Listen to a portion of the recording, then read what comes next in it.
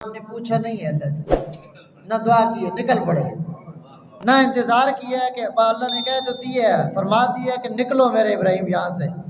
اور حضرت ابراہیم علیہ السلام نے فرمایا، یہ پارہ نمبر 23 سورہ صافات ہے، فرمایا وَقَالَ إِنِّي ذَاهِبٌ إِلَىٰ رَبِّي سَيَهْدِينِ، اور کہا اپنی قوم کو کہ میں جانے والا ہوں اپنے رب کی طرف۔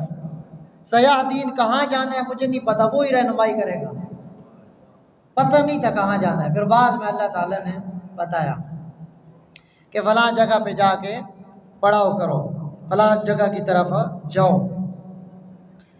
حضرت ابراہیم علیہ السلام نے انتظار بھی نہیں کیا کہ کہاں جانا ہے، یہ تھے حضرت ابراہیم علیہ السلام، یعنی اللہ کا حکم آیا پھر دیر نہیں لگائی۔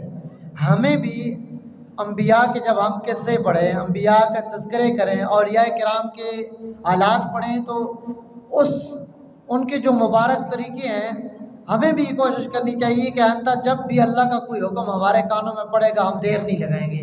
مثال ہے اذان کیوں ہوتی ہے؟ نماز کی طرف بلاوا ہوتا ہے نا، حی علی الصلاۃ، نماز کی طرف، حی علی الفلاح، کامیابی کی طرف۔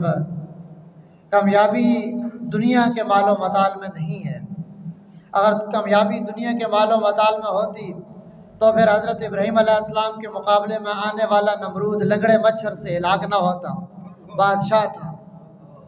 اس لیے ہمیں اللہ سے دوستی لگانی ہے، ہمیں اللہ کی طرف جانا ہے۔